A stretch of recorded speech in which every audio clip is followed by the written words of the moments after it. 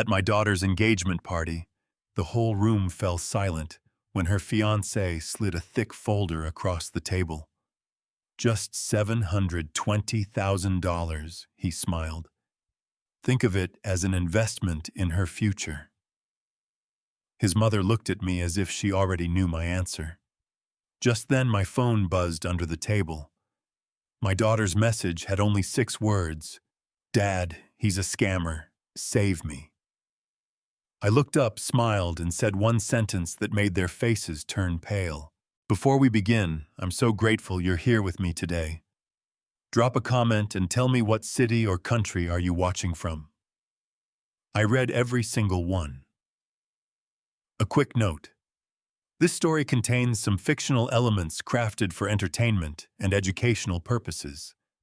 Any similarity to actual names or places is entirely coincidental, but the message at its heart is one I believe is worth carrying with you. I have spent 30 years of my life learning to read rooms. Not the walls, not the furniture, but the people inside them. The way a man's shoulders tighten when he's hiding something. The way a woman's smile stays perfectly in place for just a half second too long. 30 years investigating insurance fraud for the federal government will teach you things no classroom ever could. So when I pulled through the iron gates of the lakeside estate that Sunday afternoon in October and felt something cold settle into my chest, before I even turned off the engine, I knew better than to dismiss it as nerves. I told myself it was a father's instinct. Emily was getting married. That was supposed to be a good thing. I told myself a lot of things that afternoon that turned out to be wrong. The estate sat on the western edge of White Rock Lake, the kind of property that didn't announce its price tag because it didn't have to. A valet took my keys. Servers in white jackets moved through the guests with champagne trays. Someone had arranged enormous white floral arrangements along the porch railing, flowers so perfect they looked artificial. I later learned they were. Emily met me at the top of the steps, and my chest tightened the moment I saw her face. My daughter is not a woman who hides her feelings easily. She inherited that from her mother. But the woman who hugged me on those steps had eyes that were doing too much work. The smile was right. Something behind it was pulling in the opposite direction. "Dad," she squeezed my arm hard. "I'm so glad you're here." "You look beautiful," I said. "Are you all right?" "Of course." She laughed, just slightly too fast. "Come meet everyone." Ryan Carter was holding court near the fireplace, tall, easy confidence dark suit, with one button open at the collar. The studied casualness of a man who wanted you to think he hadn't thought about it. He turned when Emily brought me over, and his face opened into a wide, warm smile. "Mr. Hayes." He shook my hand firmly. "The legendary Victor Hayes." "I wouldn't say legendary," I said. "She would." He laughed, and the people nearby laughed with him.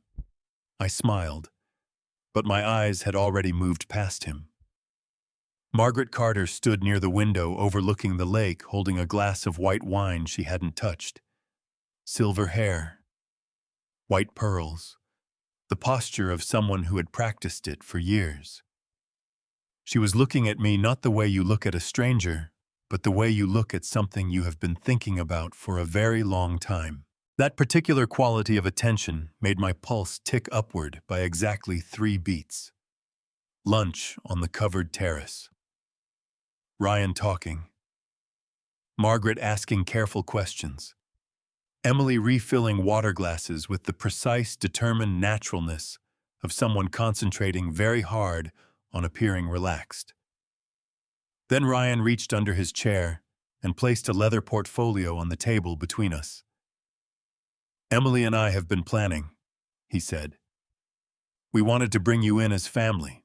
I opened the portfolio. Page after page, a yacht in the Mediterranean, flower arrangements, a dress with its own full-page spread. At the top, Hayes Carter Wedding Investment Plan. Total projected cost, $720,000. My face did not move. Near the back, behind the catering estimates, I found a page with smaller font. Legal language. Family Legacy Partnership Agreement. Managing Entity Carter Meridian Group. I turned that page. Then I turned back to it. I had seen structures like this before, not in wedding portfolios, but in fraud case files. Something cold moved through me from my stomach to my throat. Then the phone in my jacket pocket vibrated once. I kept my eyes on the portfolio. When Ryan glanced down to refill his water glass, I shifted the phone just far enough to read the screen under the edge of the table. One new message. Sender Emily. She was sitting 18 inches away, both hands flat on the table, watching Ryan. I opened the message. Dad. He's a scammer. Save me. My heart did not stop. My hands did not shake, my face did not change. But everything I had been telling myself since I drove through those iron gates evaporated in the space of 6 words. Ryan was still talking about venue deposits. I put the phone back in my pocket, picked up my water glass, and took a slow, steady sip. 30 years, I thought. Every skill, every instinct, every case file, and every courtroom. Emily needed me to be the man I had spent my entire career becoming. I smiled at Ryan Carter and said, "Walk me through the vision. Walk me through the vision." Those 5 words bought me exactly what I needed: time. Ryan's face lit up the way a man's face lights up when he believes he has already won. He leaned forward, both elbows on the table, and launched into the kind of presentation that had clearly been rehearsed more than once. The yacht was chartered out of Positano. The florals were being flown in from a greenhouse outside Amsterdam.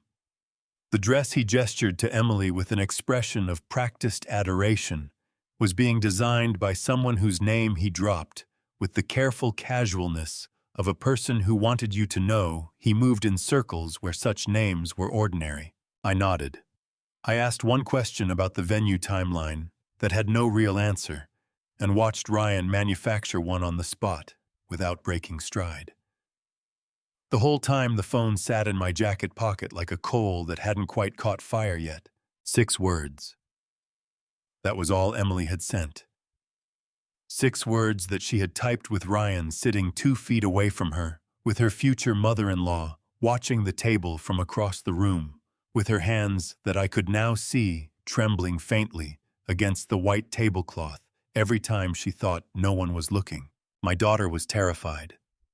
She had been terrified for God knows how long, smiling through it, performing through it, and the only move she had been able to make was 6 words on a phone screen passed under the edge of a table like a note slipped between prison bars. I was not going to waste that. Margaret had drifted back to the table during Ryan's presentation.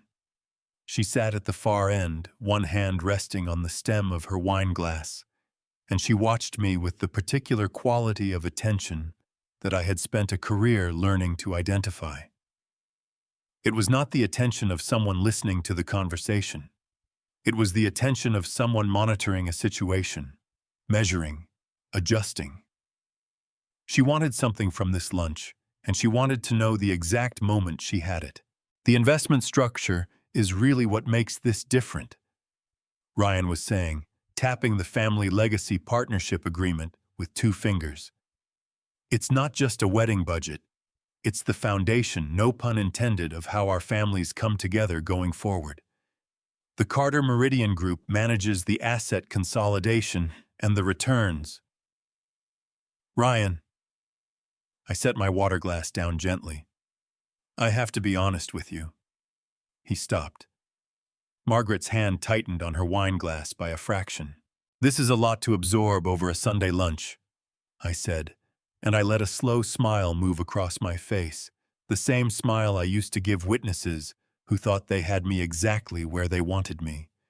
Warm, unhurried, completely without alarm. I'm not a man who makes decisions this size at a dinner table.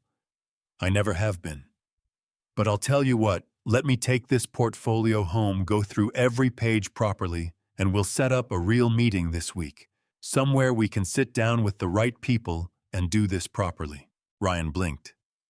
He had been expecting either agreement or resistance. This was neither, and for just a fraction of a second, the rehearsed warmth slipped, and something calculating moved behind his eyes before the smile came back. "Of course," he said. "Absolutely. That makes complete sense." "That's very sensible," Margaret said from the end of the table. Her voice was smooth and approving, but her eyes were doing the same calculation I had just watched Ryan's do. I turned to Emily. "Your mother would have loved this venue," I said. Emily's chin wobbled. Her eyes went bright and wet in an instant, the grief rising to the surface the way it always did when Sarah came up unexpectedly, immediate, physical, impossible to control. She pressed her lips together hard and nodded, not trusting her voice. I reached across the table and squeezed her hand. She squeezed back so hard I felt her nails. She was telling me she understood. She was telling me to keep going. She was telling me she had held on this long, and she could hold on a little longer. I stood up, picked up the portfolio, and tucked it under my arm. "Ryan," I said, shaking his hand. He gripped firmly. "This has been a wonderful afternoon. Truly. Emily is lucky to have someone who thinks about her future this seriously." "We're lucky to have found each other," Ryan said, and he put his arm around Emily's shoulders. She smiled up at him, and it was the most heartbreaking thing I had seen in years, the absolute technical perfection of it. She had been practicing that smile for a long time. I kissed her on the cheek as I said goodbye. My lips were close to her ear for exactly 1 second. "I've got you," I said. So quiet it was barely breath. Her whole body shuddered once, like something in her had been holding a door shut against a hurricane for months, and had finally felt someone else's shoulder on the other side of it. Then she straightened, and the smile came back, and she walked me to the top of the porch steps. I shook Margaret Carter's hand last. "It was a pleasure to meet you," she said. "Likewise," I said. Her handshake was firm and brief. Her eyes met mine directly, and in the last moment before she let go, something moved in them that I could not immediately name. Not hostility, not warmth. Something older than either of those things.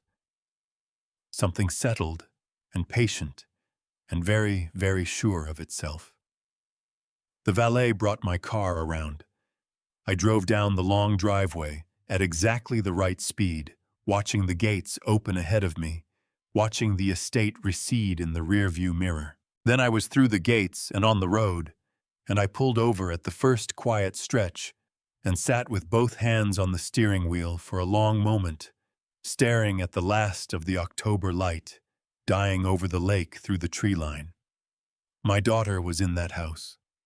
She had been in that house or something like it for 8 months. Trapped behind a smile she had clearly gotten very good at wearing, passing a 6-word message under a table because it was the only move she had left. I picked up the portfolio from the passenger seat and opened it to the Family Legacy Partnership Agreement. I read the managing entity section again. Carter Meridian Group. I looked at the address listed for the company and felt something tick in the back of my memory like a clock I hadn't heard in years. Then I looked in the rearview mirror one more time. Margaret Carter was standing at the second-floor window of the estate. She was watching my car. She had a clear line of sight to the road, and she was using it perfectly still, the white pearls at her throat, catching the last of the afternoon light. She did not look like a mother watching her son's future father-in-law drive away. She looked like a woman confirming that something had gone exactly according to plan. I put the car in drive. I had work to do. The knock came at 11:47 p.m. on Sunday night. I know the exact time because I had just looked at the clock, and told myself I would stop at midnight. 3 more minutes, and I would have missed her over the sound of the rain.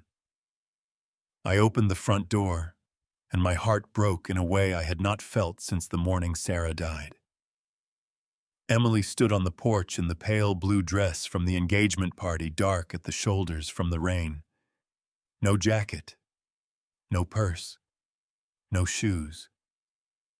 She was shaking so hard I could hear her teeth chattering from the doorway. I had her inside before I finished saying her name. She made it as far as the hallway before her knees stopped working. I caught her both arms around her, and she grabbed the front of my shirt with both fists and pressed her face into my shoulder and came apart completely. Not crying, something past crying. The sound of someone who had been holding a wound closed with bare hands for a very long time and had finally been allowed to let go. "I've got you," I said into her wet hair. "You're here. You're safe." "Dad, I'm so sorry." Her voice was wrecked, barely recognizable. "I didn't know how to get out." "Stop. Don't apologize. Not tonight." I got her to the kitchen, blanket around her shoulders, kettle on. By the time the tea was ready, the shaking had slowed and she was breathing in long, ragged pulls that gradually steadied. She wrapped both hands around the mug and stared into it. "It started so perfectly," she finally said, voice scraped hollow. "He remembered everything I ever told him. Showed up with coffee exactly the way I like it.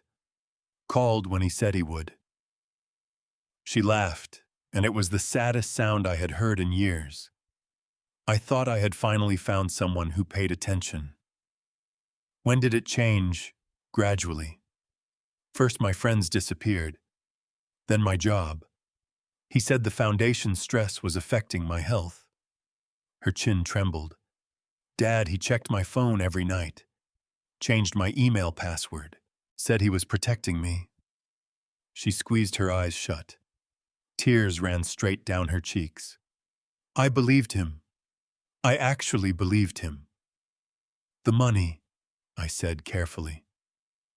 She exhaled in a long, shaking breath. "Crypto investment. His car. Margaret's medical procedure. $180,000 total." Her voice dropped to almost nothing. I stopped counting because counting made it real. The tea had gone cold. Neither of us had touched it. "Emily." I kept my voice steady. "Did Ryan ever ask you to sign anything related to the foundation?" The color left her face all at once. "He said it was standard documentation," she whispered. "Administrative backlog. I signed 4 documents, maybe 5. Her voice cracked. "Dad." I didn't read them. I reached for her arm. Executive Director. Her signature carried genuine fiduciary weight on every page she had touched. The exposure was serious, and I would need to move carefully, but that was tomorrow's problem. "Do you have anything?" I asked. "Copies, screenshots, anything." She reached into the pocket of her dress and set a small USB drive on the table between us, barely the size of my thumbnail. "I hid it in my gym bag 3 weeks ago," she said. "He never touched my gym bag. I carried it to my desk and plugged it in. Bank records, email threads, a PDF with a long legal file name that I opened immediately. Family Legacy Partnership Agreement. Draft version 3. Managing Entity Carter Meridian Group." And there in the section marked Authorized Signatory Transfer, a line Ryan had not shown me at Sunday lunch. The signatory was Emily Hayes, Executive Director, Hayes Family Charitable Foundation. Beneath her name, a signature line. Blank. Waiting. The $720,000 wedding budget was never the point. It was the number big enough to fill the room while this document sat 3 pages behind it, waiting for a check and a nod to make it legitimate. They wanted the foundation. Sarah's foundation. My hands were very still on the keyboard. My eyes burned with something that was not grief but lived directly beside it. Emily had followed me to the study doorway. She stood there with the blanket around her shoulders, watching my face with an expression that was terrified of what it might find. "How bad is it?" she said.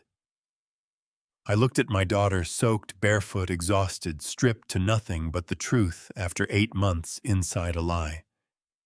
"It's bad," I said, "but it's fixable." I held up the USB drive. "Your mother built that foundation because she believed the right people, given the right tools, could fix almost anything." I paused. "You just gave me the tools." She pressed her hand over her mouth. Her shoulders shook twice. Then she nodded, pulled the blanket tight, and walked back toward the living room. I turned to the screen and began to write. I did not sleep. By 3 a.m, I had read every document on Emily's USB drive twice and filled 11 pages of my legal pad with notes. By 4, I had cross-referenced the Carter Meridian Group address against 3 separate business registries and found exactly what I expected to find, which was nothing. A registered agent address in a strip of offices near Love Field that handled incorporation paperwork for dozens of shell entities. The kind of address that exists to be an address and nothing more. By 5, I had my phone in my hand. Martin Shaw picked up on the second ring, which told me he had been awake already. Martin had spent 22 years as a senior investigator for the Federal Deposit Insurance Corporation before his knees gave out on him, and he retired to a house in Plano with a fishing boat he never used. He was the best financial forensics man I had ever worked alongside, and he had a gift for following money through corporate structures, the way a hunting dog follows a scent patient, relentless and almost impossible to shake off once he had it. "Victor," his voice was alert, careful. "It's 5 a.m. I know. I need you." A pause. The sound of a chair adjusting. "Talk to me." I talked. I gave him everything: the portfolio, the family legacy partnership agreement, Carter Meridian Group, the USB drive. Emily's $180,000, the documents she had signed as executive director of the foundation without reading. Martin did not interrupt.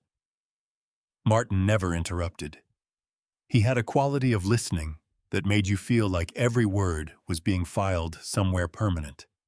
When I finished, he said, "Send me the USB contents within the hour. All of it. Already packaging it." "Victor," his voice dropped half a register, "the corporate structure you're describing, layered shell entities and asset transfer agreement, disguised inside a personal document package, a managing entity with no public-facing business activity. I've seen this before. Not recently. Give me 48 hours before you share anything new with anyone outside this call. Anyone. Are we clear?" Something in the way he said it made me pay attention, in the specific way I paid attention when a witness said something that seemed offhand but wasn't. "We're clear," I said. I called Linda Reeves at 5:15. Linda had spent 15 years as a data analyst for the Treasury Department's Financial Crimes Enforcement Network, before going independent as a forensic consultant. If Martin was the hunting dog, Linda was the one who could read the tracks after the animal was gone, patient, meticulous, capable of reconstructing an entire financial timeline from nothing but routing numbers and timestamps. She answered on the 4th ring, sounding like someone who had been awake for an hour and was pretending she hadn't. "Tell me what you need," she said, before I had finished explaining who was calling. 5 victims minimum, I said. I need their financial histories cross-referenced against Carter Meridian Group and any associated entities. I need to know where the money went and how long the trail goes back. Send me what you have. I'll start pulling public records in parallel. A brief pause. Victor, are we talking about your family? My daughter. Another pause. Shorter. I'll have preliminary findings by tomorrow morning. Paul Mercer was the last call and the most complicated.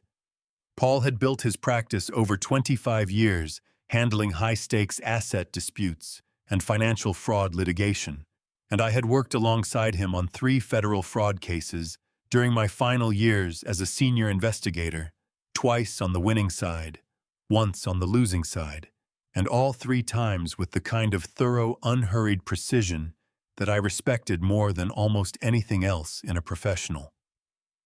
He was also one of the most careful men I knew, which meant that when I explained Emily's situation, the signed documents, the foundation's exposure, the coercion involved, he did not immediately reassure me. He was quiet for a long moment. Then he said, "The signed documents are a problem, Victor. Emily's signature as executive director carries fiduciary weight. To protect her, we need to establish that those signatures were obtained through sustained psychological coercion, what the law calls undue influence or duress. That means documentation, a pattern of controlling behavior over time. The more specific and dated, the better. I have 8 months of bank records and a USB drive full of email correspondence," I said. "Then we have a starting point." Another pause. "I'm going to need a retainer by end of business Monday." "You'll have it." I made one more call at 6:15, and this one I would come to regret. His name was Roger Dalton, and he had been recommended to me 3 weeks earlier by a former colleague named Bill Haverford, a man I had known for years, whose judgment I had never had reason to question. Roger was a civil litigator who specialized in contract disputes, and when he answered my call that morning, he was warm, professional, and immediately engaged in a way that I found reassuring. Looking back, I would recognize that quality for what it was. Not genuine engagement. Performance. The specific, practiced warmth of someone who already knows what you're going to say, because someone has already told them you would be calling.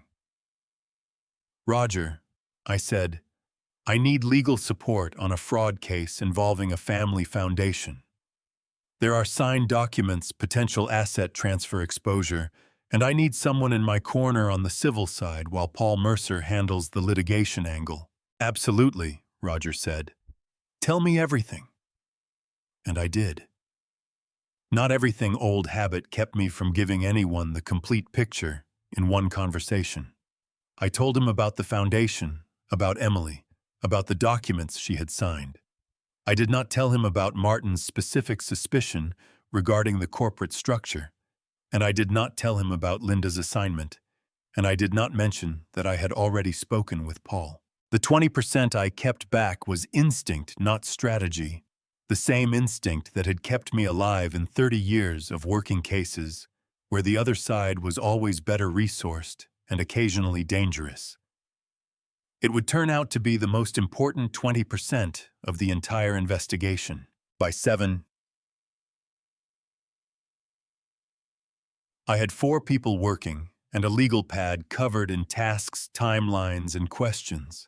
Emily was asleep on the couch, one hand tucked under her cheek, the blanket pulled up to her chin. She looked younger than 30. She looked the way she had looked at 10 years old, sleeping through a thunderstorm, trusting completely that the house would hold. I stood in the doorway of the living room for a moment and looked at my daughter. Then I went back to my desk, poured coffee that had gone lukewarm 2 hours ago, and kept working. Martin's text came in at 7:43 a.m. 8 words, no punctuation, no context. Carter Meridian Group. I've seen this structure before. Don't talk to anyone new until you hear from me. I read it 3 times. I had called Roger Dalton at 6:15. Martin's warning arrived at 7:43. 88 minutes.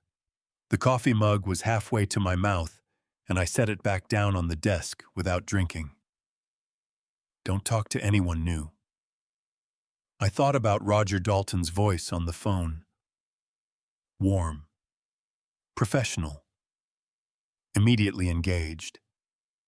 I thought about Bill Haverford, who had recommended him. I thought about the 20% I had kept back, and I was deeply, profoundly grateful for 30 years of instinct that I had never once been able to fully explain to anyone who asked. I picked up the phone and called Martin back.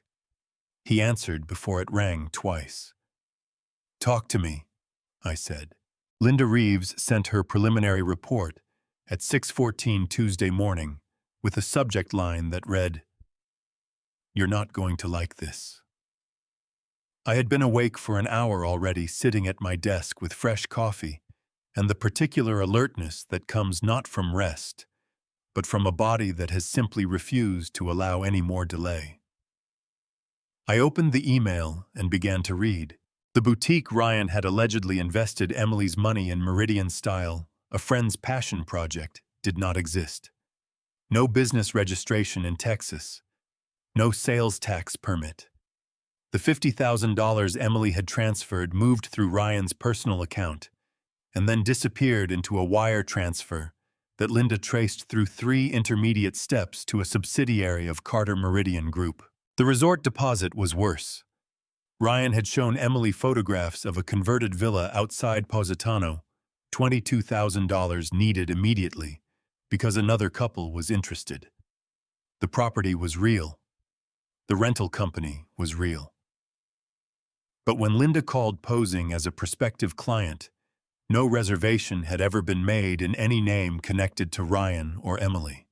The money had gone to an account called Meridian Travel Consulting, which shared a mailing address with Carter Meridian Group. Margaret's medical procedure had never happened. $30,000 gone within 72 hours into Carter Meridian Group. I set down my coffee mug and pressed my fingers against my eyes. $180,000. Every dollar with a story. Every story designed specifically for Emily, her loyalty, her instinct to help, her love for a man who had studied her the way a locksmith studies a lock, learning the exact pressure needed to make it turn. I picked the mug back up and kept reading. 5 previous engagements, 7 years, Texas and neighboring states, each one following the same structural pattern with the precision of a system rather than a habit. This was not opportunism. This was a business model. Patricia Owens, Houston, $90,000. Engagement ended when she started asking questions about incorporation documents. Ryan told people she had become controlling and paranoid. Sandra Bloom, Austin, $114,000. She hired an attorney, but Ryan moved on before anything could be formalized. Carolyn Fields, San Antonio, $87,000. She confronted Ryan at a restaurant in public. The scene was bad enough that 3 witnesses gave statements to a local attorney who ultimately declined to pursue the case. James Whitfield, Fort Worth, $131,000. He got as far as a meeting with an assistant district attorney before the case stalled on jurisdictional questions. Then there was the 5th, Rebecca Crane, 34 years old, former marketing director at a Dallas healthcare company. Linda's notes on her were the shortest in the report, 3 paragraphs, and they were the ones that made my hands go cold. $95,000 transferred over 8 months. The engagement ended abruptly. Ryan told acquaintances Rebecca had suffered a mental health crisis and cut off contact with everyone in her life. Her family filed a missing persons report 14 months ago. The report was closed 6 months later, insufficient evidence reclassified as voluntary disappearance. Rebecca Crane had not posted on any social media platform in over 2 years. Her phone last pinged a cell tower on the eastern edge of Dallas 26 months ago. Her car was found in long-term parking at Dallas-Fort Worth International Airport, with no record of a corresponding flight. I stood up, walked to the kitchen, ran cold water over my wrists the way Sarah used to tell me to do when my blood pressure climbed, Breathed in through my nose and out through my mouth until the thing happening in my chest settled from a roar to something manageable. I looked at the photograph Linda had pulled from Rebecca's last social media post.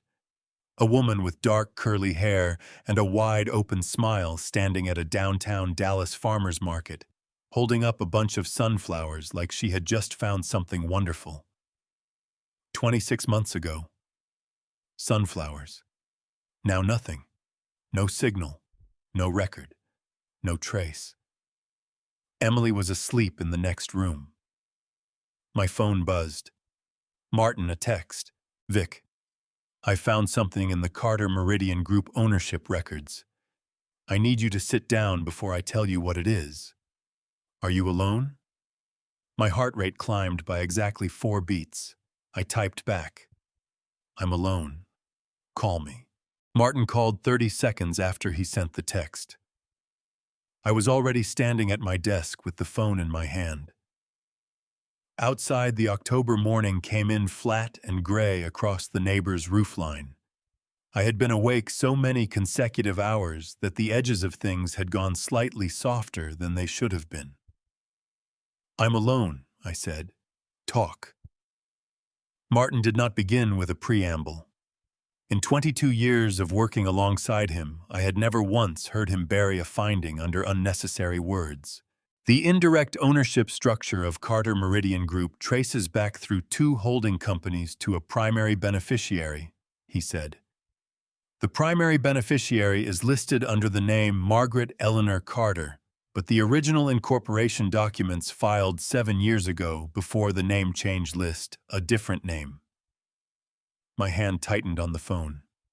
What name? Elaine Ruth Morris. The room did not spin. My knees did not buckle. A career built on watching people hide things that would destroy them had given me a body that knew how to absorb shock without showing it on the outside.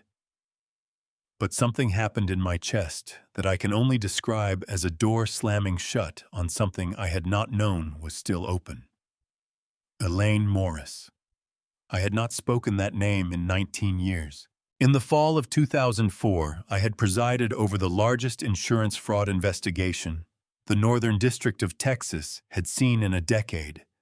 $11 million extracted from 3 major insurers over 4 years through fraudulent medical providers, phantom patients, and shell companies.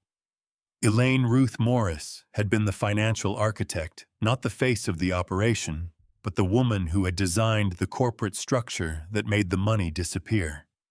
The layered entities, the shared mailing addresses, the routing patterns that made every transfer look legitimate on its surface. We had documentation, financial records. 3 cooperating witnesses prepared to testify. 6 days before trial, the lead witness recanted. The second developed a sudden severe memory problem. The third could not be located. The case collapsed in 72 hours. I watched Elaine Morris walk out of the courthouse from the window of my office on the 4th floor and felt the nauseating helplessness of a man who knows exactly what happened and cannot prove a single word of it. 6 weeks later, she had ceased to exist in any public record, and Margaret Carter had begun appearing in her place. 19 years. She didn't pick Emily randomly, Martin said. His voice was careful, the way a doctor's voice is careful when he is telling you something that will hurt. Elaine Morris moved to Dallas 14 months ago. The same month, Ryan began attending the charity circuit events where he eventually met Emily. I walked to the window and looked out at the gray October morning. The neighbor's oak tree, the mailbox at the end of the driveway. Sarah's rose bushes along the fence line bare now just thorns and dark stems against the brown grass, but I could see exactly where they would be when April came. Emily was asleep in the next room. Emily, who looked like her mother when she was tired. Emily, who had built her career around the foundation Sarah had started because she wanted to be close to something her mother had loved. Emily, who had been selected for destruction not because of anything she had done, but because of me. The thing in my chest stopped being grief and became something else entirely. "She built this to come after me," I said. My voice came out rougher than I intended, scraped against something in my throat I was working hard to keep down. "Yes," Martin said. "I think she did." I turned away from the window. "I need everything," I said. "Every shell company, every name, every account, every connection between Elaine Morris and Margaret Carter from the past 19 years. Already building it." A pause. "Victor, what are you going to do?" "Finish what I couldn't finish in 2004, I said. "Except this time she made a mistake she didn't make back then." "What mistake?" I looked at the doorway to the living room where my daughter was sleeping under a blanket on my couch. "She made it personal," I said. "And personal means she came close enough to touch, close enough to make mistakes, close enough to leave a trail she can't explain away." I hung up. Then I stood at my desk for a long moment, hands flat on the surface, letting the full weight of what I now knew settle into place the way evidence settles not all at once but layer by layer, until the picture is complete and undeniable. Elaine Morris had waited 19 years. I intended to make sure she did not get a 20th. I picked up my pen and wrote the name at the top of a clean page. Not Margaret Carter. Elaine Ruth Morris. By Wednesday afternoon, I had not slept more than 3 hours in any single stretch since Sunday, and I was beginning to feel it, a faint buzzing behind the eyes, a half-second delay between thought and action, the sense that everything was being filtered through gauze. Paul Mercer had called at 7 a.m. with cautious optimism about Emily's signed documents. "The signature patterns are inconsistent," he said. "Two documents show pressure variances suggesting she was signing under emotional stress. Combined with the documented coercive control, we have a viable duress argument. It's not guaranteed, but it's real." Emily had been standing in my study doorway, listening. When I hung up, she pressed both hands over her face and made a sound halfway between a laugh and a sob, shoulders shaking hard. I crossed the room and held her for 2 minutes while she cried. Then she wiped her face with both palms and said, "Okay, what do I need to do?" That was my daughter. That had always been my daughter. The meeting with Roger Dalton was at 2 p.m., a clean suite on the 14th floor of a glass building on McKinney Avenue. Framed credentials, a paralegal who offered coffee efficiently, a view of the Dallas skyline that announced success without saying a word. Roger was exactly as he had been on the phone. Warm, engaged, leaning slightly forward, deeply interested in everything I said. Yellow legal pad. Good pen. He took notes while I talked, which I had always found reassuring in an attorney. I had decided on the drive over exactly how much to share. I told him about the foundation documents and the shell company structure in general terms. I told him Martin had found a connection between Carter Meridian Group and a prior fraud case. I said Paul was handling litigation, and I needed civil expertise on the contract dispute angle. 20% I kept back. Martin's specific findings, the name Elaine Morris, Linda's complete victim analysis, 3 days of contact with Paul, 30 years of instinct. I could not have explained it. Roger had impeccable credentials and had been recommended by a man I had known for 15 years. There was no specific reason to distrust him. There was just something. The way his pen moved, not the loose scrawl of a man capturing essence, but something more deliberate, more complete, as though he were transcribing rather than note-taking. I noticed it. I filed it. I did not change course. We shook hands at 3:15. Roger walked me to the elevator himself, which attorneys rarely do, and I rode down 14 floors, feeling the thing I had filed away expanding in my chest, like a bruise beginning to show color. Emily called at 6:47 p.m. Her voice was tight before she finished her first sentence. Ryan texted me 20 minutes ago. She was breathing fast. He said he hoped the signing process hadn't been too overwhelming for me given everything I'd been managing. I was very still in the driver's seat. Those exact words, I said. The signing process. Word for word. Dad, I never told him I'd talk to anyone about those documents. The only people who know are you and me, I said, and Paul and Roger Dalton. A silence with shape to it. Did someone tell him? Her voice cracked. I looked through the windshield at the Wednesday evening traffic. Taillights in the early dark. Ordinary people going home to ordinary things. Yes, I said. Someone told him. I gave her instructions. Don't respond to Ryan. Lock the doors, call me in an hour. She said okay and hung up, and I sat pulled over on the service road for 30 seconds, with both hands on the wheel and the engine running, thinking about Roger Dalton's careful transcribing pen. Bill Haverford had recommended Roger 3 weeks ago. Bill knew Ryan Carter through a mutual contact at a Dallas business association. I had known that and decided it was a peripheral connection that didn't warrant concern. I had been wrong. I pulled back into traffic and reached for my phone. I was scrolling toward Martin's number when the phone rang, a 214 area code I didn't recognize. I answered. Mr. Hayes? A woman's voice. Calm, professional, unhurried. My name is Karen Walsh. I'm a special agent with the FBI Financial Crimes Unit Dallas Field Office. I've been monitoring Carter Meridian Group for 14 months. A brief pause. I believe you're in the middle of something you don't have the full picture of yet. I'd like to meet tonight if possible. My heart rate climbed in the controlled way it climbed when something important was about to happen. Where? I said.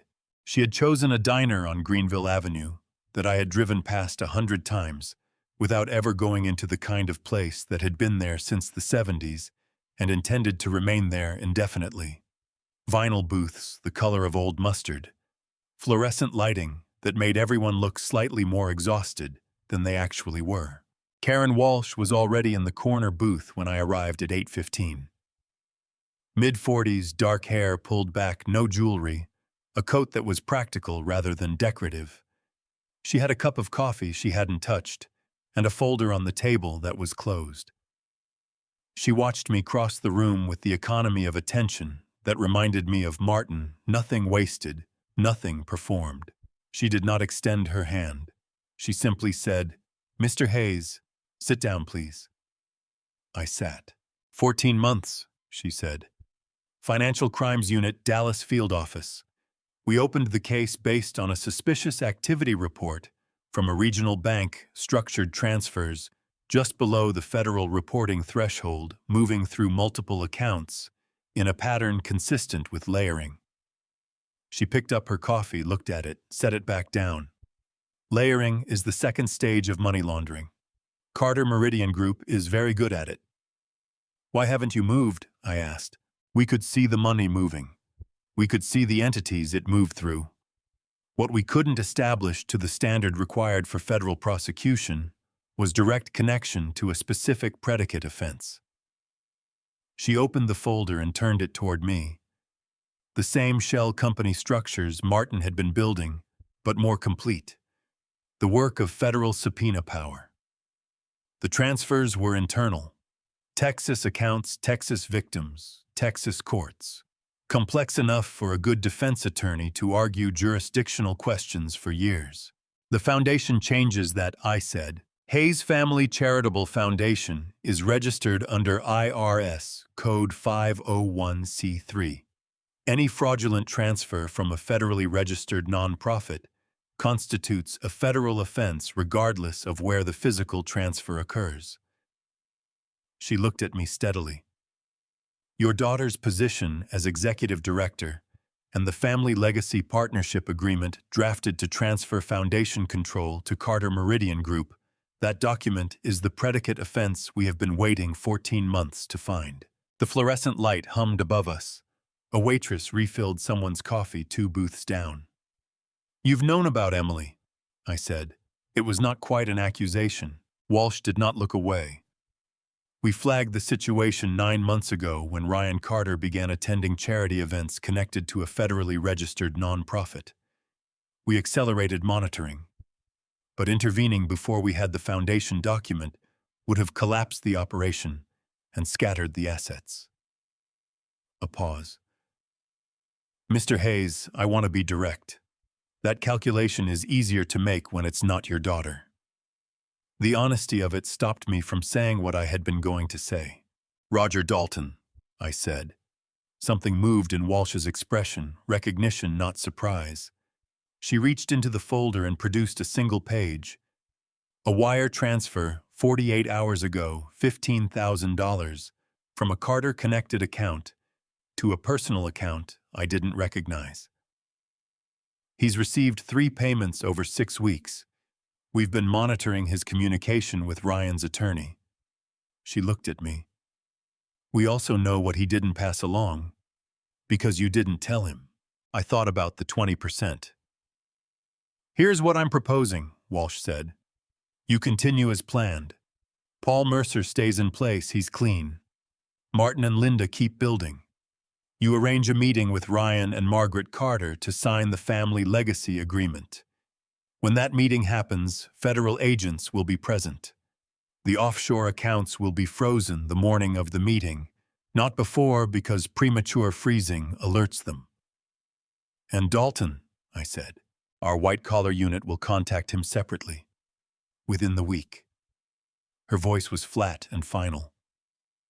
I looked at the closed folder between us. 14 months of federal work waiting for the one piece that would make it prosecutable. And Emily had walked into a charity event 9 months ago in a blue dress, and Ryan Carter had introduced himself with a warm smile, and here we were. One more thing, Walsh said. She produced a single photograph surveillance image grainy Margaret Carter outside a courthouse 19 years ago, almost to the month. We've had a parallel file on Elaine Morris for 11 months. When this is over, she will not have a third name to hide behind. I looked at the photograph for a long moment. What do you need from me? I said. Walsh almost smiled. Very small, very controlled. Exactly what you've already been doing, she said. Keep building, keep your circle tight, and when the time comes, trust that we'll be there. I drove home through the Dallas night with the radio off, and for the first time since Sunday, the cold thing in my chest began very slightly to warm. Before things get a whole lot more dangerous, comment the word strong right now so I know you're still with me. Because what Ryan does next is something I never saw coming, even after 30 years in this business. A reminder this story contains some fictional elements woven in for dramatic and educational purposes. If that's not your kind of content, it's completely okay to step away, no hard feelings at all. Paul Mercer called at 7:52 Thursday morning, and the first thing he said was, "Don't say anything until I finish. Are you listening?" I had been awake since 5, sitting at my desk, with Martin's latest report, and a third cup of coffee I had stopped tasting somewhere around the second paragraph. "I'm listening," I said. Ryan Carter filed a police report last night at 11 p.m. at the North Central Division of Dallas PD. Paul's voice had the particular compression of a man delivering bad news he had already processed and moved past. He is alleging that you physically assaulted him in the parking garage of his apartment building at 9:15 Wednesday evening. He presented with a laceration on his left forearm and bruising on his right shoulder. Something cold and very specific moved through me. Not surprise, but the particular sensation of watching a thing you had anticipated happen anyway. The way you watch a glass fall and can't get there in time. "I was at a diner on Greenville Avenue at 9:15, I said. "I know. You were with Agent Walsh." A pause. "Victor, they have camera footage. Security camera from the parking structure adjacent to Ryan's building. A man matching your general description, height, build, gray hair, dark coat, entering at 9:07 and leaving at 9:22. I was very still. I have never been to Ryan Carter's apartment building, I said. I believe you completely. But Dallas PD has requested voluntary questioning. No arrest warrant, the footage isn't definitive, and Ryan's statement alone isn't sufficient. But I need you to come in with me this morning and say nothing beyond what I tell you to say. 10 a.m., I said. I'll be in the lobby. I called Emily immediately. She picked up on the first ring. She had been awake watching her phone. Dad, I just saw Ryan posted something online about being attacked. I know, I said. Stay at the apartment. Don't open your door for anyone you don't know. Call me if Ryan contacts you. What did he do? Her voice climbed, cracking at the edges with fear. Dad, what is happening? He's trying to slow me down, I said. He's not going to succeed. I need you to trust me and stay put. A shaky breath. Yes, Dad. Same as Sunday, I said. I'm still here, and I'm not going anywhere. Paul was waiting in the lobby of the North Central Division at 9:58, suit pressed, briefcase in hand, the same composed, unreadable calm he brought into every courtroom. He gripped my arm briefly. You answer only what I tell you to answer. If I touch your elbow, stop immediately. Understood. Detective Sergeant Harold Price had been assigned the case within hours, accelerated. Paul told me quietly in the hallway, because any complaint naming a former federal officer required supervisory review before the end of the next business day. He was broad-shouldered, mid-50s, with the professional skepticism of a man who had spent 2 decades watching people lie to his face. He led us to a small, fluorescent room table, 3 chairs, nothing else. I had spent the better part of my career on the other side of rooms like this one. Knowing every technique did not make sitting in this chair any less strange. Mr. Hayes, where were you Wednesday evening between 9 and 10 p.m.? My client was at a diner on Greenville Avenue, Paul said, meeting with a federal law enforcement officer who can confirm his presence. We will provide her contact information through appropriate channels. Price's pen paused. A federal officer. That's correct. Price's expression recalibrated slightly. A man with a federal alibi was a different category of situation entirely. The interview lasted 40 minutes. I answered 11 questions, all through Paul, all brief and specific, revealing nothing beyond what we chose to reveal. When we stood to leave, Price held the door. Mr. Hayes, for what it's worth, the footage is not definitive. The individual in the video never shows his face to the camera. Outside, the Thursday air was sharp and cold. I breathed it in and felt my jaw unclench for the first time in 2 hours. They're not going to arrest you, Paul said. Walsh's alibi alone collapses it, and once we establish the metadata— I know, I said. I looked across the street. Ryan Carter was standing on the opposite sidewalk, with his left arm in a neat white sling, wearing a coat that was just slightly too well chosen for someone who had casually stopped by. His eyes found mine across 4 lanes of traffic, and he smiled, not the warm, rehearsed smile from the engagement party, but something smaller and colder. The smile of a man who wanted you to know exactly what he had done, and exactly how much he had enjoyed it. I looked at him for a long moment. The cold October air moved between us. Then I looked away, not because he had won anything, but because I had stopped needing to look at him to know what I was dealing with. Call Walsh, I said to Paul. Tell her Ryan just escalated. Tell her we need to move the timeline up. Paul already had his phone out. I walked back to my car with my hands in my pockets, and my eyes straight ahead, and the thing in my chest that had begun to warm last night was burning now, steady and clean and very focused. Emily was sitting on my front porch steps when I pulled into the driveway, not inside where I had told her to stay. On the steps in the cold afternoon air, knees pulled up to her chest, phone face down on the concrete beside her.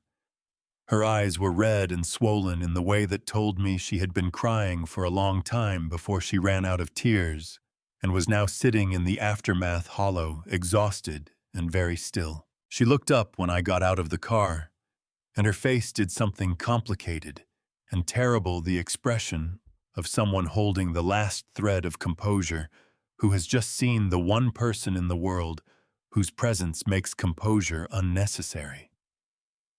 "Dad," she said, and her voice broke completely on the single syllable. I sat down on the steps beside her. The concrete was cold through my coat.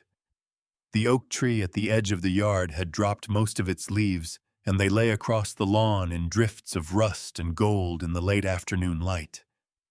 She turned her phone over and held it out without speaking. A social media post from an account I didn't recognize, Ryan outside a medical clinic. White sling expression arranged into something simultaneously wounded and forgiving. Caption: grateful for the doctors who helped me today. Difficult to understand why someone would react with violence to a conversation about love and family. 412 comments. I did not read them. Below that, a screenshot from an anonymous account created that morning. No photograph. Just text-specific detailed text about a young woman who had signed foundation documents without her board's knowledge and questions about whether donors deserved to know. My jaw tightened so hard, I felt it in my back teeth. He's telling people I stole from the foundation. Emily's voice was scraped to almost nothing.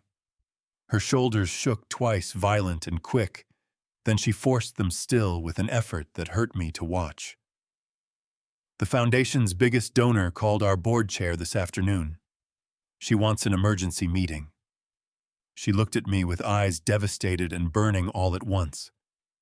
Dad, Mom built that foundation. 4 years of her life from nothing. And I can't even defend myself publicly without making everything worse. You're right, I said. You can't. Not yet. Then what do I do? The question came out almost as a wail, the sound of someone who has been strong so long, the strength has completely given out. Maybe the easiest thing is to just give them what they want. Let the foundation dissolve. Because fighting this is destroying everything anyway, and I am so tired, Dad. I did not answer immediately. I looked out at the yard. The fallen leaves. Sarah's bare rose bushes along the fence line. The mailbox at the end of the driveway, with the flag still up, because I hadn't collected the mail in 3 days. Then I turned to my daughter. Your mother had a list, I said.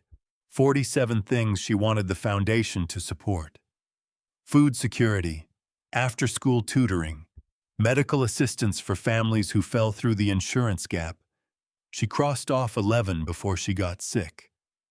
The foundation has crossed off 19 more since then. Under your leadership, Emily. 19 more things your mother cared about made real because you kept going. Emily's chin trembled so hard she had to press her lips together. Ryan didn't find you accidentally, I said. He found you because you were running something worth stealing. Your mother did not build that foundation to be surrendered to the first person who made things difficult enough. She made a sound that was not quite a sob and not quite a breath from the place where grief and determination live so close together they are sometimes indistinguishable. Tears ran straight down her face and she did not wipe them away. I don't know if I'm strong enough, she said. You sent me a 6-word text from inside a room full of people watching you, I said.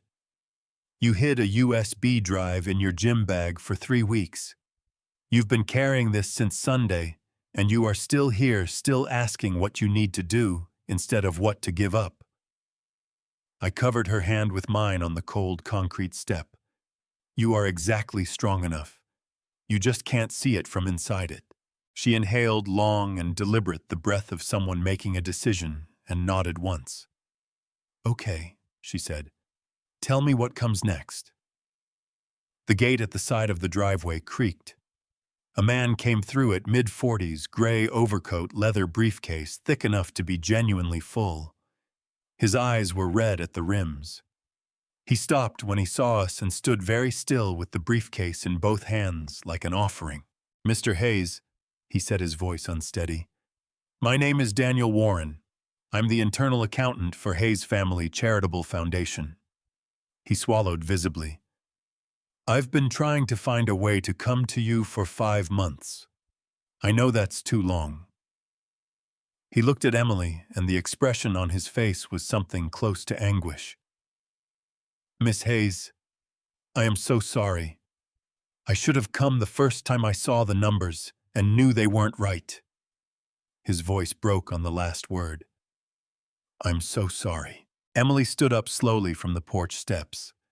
She looked at the man in the gray overcoat, and something moved across her face that was not forgiveness yet, but was the shape of where forgiveness might eventually go. "Come inside, Mr. Warren," she said quietly. "Tell us everything." The kitchen felt smaller with 3 people in it. I put the kettle on because it was the only useful thing my hands could find to do. Daniel Warren set his briefcase on the table with the careful precision of a man who had carried something heavy for a long time and was finally cautiously setting it down.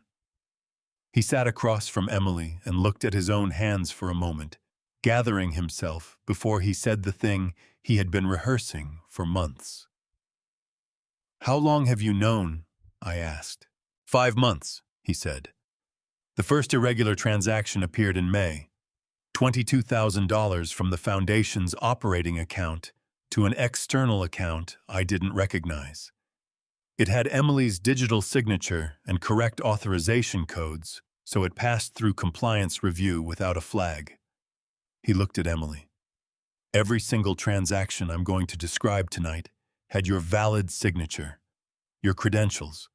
From a procedural standpoint, everything looked exactly the way it was supposed to look." Emily's jaw tightened. "Because he watched me log in," she said. "He watched me enter my credentials so many times he memorized them." Daniel closed his eyes briefly. When he opened them, they were wet at the corners. "I suspected something similar. But suspicion isn't evidence, and a signed transaction with valid credentials isn't something I can report without essentially accusing the executive director of fraud." "Which is what Ryan was counting on," I said. He reached into the briefcase and removed 8 folders, each labeled in neat, systematic handwriting, the work of a man building a record quietly, carefully, in the spaces between his duties, and whatever it cost him to keep coming to work every day, knowing what he knew. "Chronological order," he said. "May through October, 41 transactions." His hands were not entirely steady. $312,000. Emily made a sound like the air had been knocked out of her. Her hand pressed flat against her sternum, and she bent slightly forward as though the number had physical weight. Then she straightened, put her hand down, and looked at the folders. "Show me," she said through her teeth. Daniel walked us through each folder with the methodical precision of someone who had rehearsed this presentation alone many times, making sure every number was right, every date correct, every routing number verified. All 41 transactions routed through intermediate accounts with varying names ended in the same place. "Carter Meridian Group. I tried to reach you twice," Daniel said to Emily, his voice rough. "July, I called the foundation office and Ryan answered. Said you were unavailable. August, I came in person. Ryan said all financial questions should go through him as your personal representative." He looked down at the table. "I should have pushed harder. I should have called your cell directly." "You should have," I said not unkindly. "But you didn't do this, Mr. Warren. Ryan Carter did. And the fact that you're here tonight matters." He nodded once, a man accepting a smaller absolution than he believed he deserved. "There's something else." He removed a single sheet of paper from the briefcase, smoothed it flat with his palm, the way you smooth something you wish you didn't have to show anyone. I leaned forward and read it. An automated transfer instruction, pre-programmed into the Foundation's banking system, set to execute automatically the moment the Family Legacy Partnership Agreement was countersigned. Amount $720,000. Destination, Carter Meridian Group subsidiary account, Cayman Islands. He built it into the system 6 weeks ago, Daniel said. Buried 3 levels deep in the automated instruction queue, not something you'd find unless specifically looking.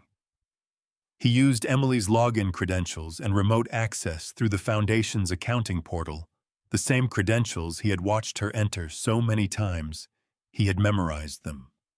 Mr. Hayes, if you sign that agreement, the transfer executes within 90 seconds, automatically. No human intervention required on their end. The kettle had boiled at some point. I had not noticed. It sat cold on the counter while $312,000 of Emily's mother's foundation lay spread across the table between us. 90 seconds, I said. Emily was looking at the single sheet with an expression I recognized, not despair, not fear, something harder than either. The expression of a person who has just seen the full dimensions of what was done to them and decided in that exact moment how they feel about it. They were never going to stop, she said. Her voice was steadier than it had been in 5 days. They built a trigger into our own banking system. They were going to take everything Dad, everything Mom built. Yes, I said, that's what they were going to do. She pushed her chair back and stood up. Call Walsh, she said. Tell her we found the trigger. Tell her we need those accounts frozen tonight. She looked at me with dry, clear eyes. And then tell me exactly what I need to do to help take them down. I picked up my phone and dialed. Walsh answered on the first ring. Karen, I said. We found the trigger. 90-second automatic transfer, $720,000 Cayman Islands account. It executes the moment I sign. I paused. Freeze those accounts tonight, not tomorrow. A beat of silence. Give me 2 hours, Walsh said. You have 1, I said. Walsh called back at 11:43 p.m. Daniel Warren had been gone for 2 hours, leaving behind 8 folders and a handwritten list of every account number, routing code, and transfer date he had been able to reconstruct. He had shaken my hand at the door, with both of his held it a moment longer than a handshake usually lasts. Then walked to his car without looking back, the walk of a man who had finally done the thing he should have done months ago, and was not yet certain whether doing it had made him better or just less worse. Emily and I had spent the 2 hours cross-referencing his folders against Martin and Linda's documentation, filling in gaps and confirming connections. By 11:30, the picture was complete in every direction: 41 transactions, $312,000, 47 shell account hops, all roads, ending at Carter Meridian Group. And underneath all of it, the pre-programmed trigger waiting for my signature like a trap with a very elegant spring. When Walsh's number appeared on my phone, Emily looked up from the folder she was reading and watched my face. I answered on the first ring. It's done, Walsh said. Her voice was flat and certain in the way that only very good news delivered by very tired people can be. As of 11:41 p.m., every account linked to Carter Meridian Group domestic subsidiary structures and the 2 Cayman Islands accounts has been frozen under a federal asset preservation order signed by Judge Patricia Holloway of the Northern District of Texas. Not a single dollar moves without a federal court order. The pre-programmed transfer is inert. Even if Ryan Carter had your signature right now, the money has nowhere to go. I exhaled slowly. The tightness in my shoulders released by a degree I hadn't realized they were carrying. The Cayman accounts, I said. How much? $487,000 combined. Foundation withdrawals Emily's transfers and funds from at least 2 previous victims. A pause. Not all recoverable, but a significant portion will go back to the people it came from. Emily had been watching my face closely enough that she already knew the shape of the answer. "It's frozen," she said. "It's frozen." She pressed both hands over her face and made a sound that was muffled and ragged, and deeply, completely relieved. Not the clean relief of a problem solved, but the complicated relief of someone who has been holding their breath so long that simply breathing again feels strange. Her shoulders shook 3 times, then she pulled her hands away and pressed them flat on the table and breathed deliberately, deciding to hold herself together. "Okay," she said. Her voice was unsteady, but her hands were not. "What's next?" "The camera footage," I said into the phone. "Where are we?" "FBI Forensic Lab confirmed it 2 hours ago," Walsh said. "The video Ryan submitted contains digital editing artifacts consistent with post-production manipulation. Every digital recording creates embedded timestamp data automatically, like a fingerprint in the file itself. The original metadata shows the footage was recorded at 6:42 a.m. on a Tuesday morning, not 9:15 p.m. Wednesday evening. Someone recorded an ordinary parking structure during the day and edited the timestamp. The lab can demonstrate this to any jury in under 10 minutes. A pause. "Dallas PD has been notified. The assault complaint against you has been suspended." Something loosened in my chest that had been wound tight since Paul's call Thursday morning. "Ryan's going to know his complaint collapsed," I said. "He's going to accelerate." "He already has. His attorney contacted our field office this afternoon claiming illegal surveillance. A Hail Mary it won't hold. But it tells us he's feeling the walls come in." Walsh's voice became more careful. "Victor, we need to move to the final phase within 48 hours. Agreed. I'll contact you tomorrow morning." I hung up and looked at Emily. Her posture had changed in the past 10 minutes, the particular straightening of a person who has moved from enduring something to preparing for something. "Paul needs to know about the recording device," I said. "Texas one-party consent law. If you're going to wear a wire—" "I know," Emily said. "Paul explained it to me last week when I called him." She looked at me steadily. "I called him Dad, not you, Tuesday morning. I asked what my legal options were for documenting a conversation with Ryan. He told me about Texas consent law and what court-admissible recording requires." She paused. "I've been thinking about this since Tuesday." I looked at my daughter for a long moment. Since Tuesday morning. While I had been managing investigators and attorneys and FBI agents, Emily had been quietly, independently building her own plan. "Why didn't you tell me?" I said. "Because I needed to know I could do it myself first," she said. "It is my decision, Dad. Ryan spent 8 months convincing me I couldn't make decisions without him. I'm done letting that be true." Something moved through me that was not quite pride and not quite grief and was more than either. I called Paul at 11:58 p.m. "Already drafted," he said before I finished explaining. "Check your email. Sent 14 minutes ago."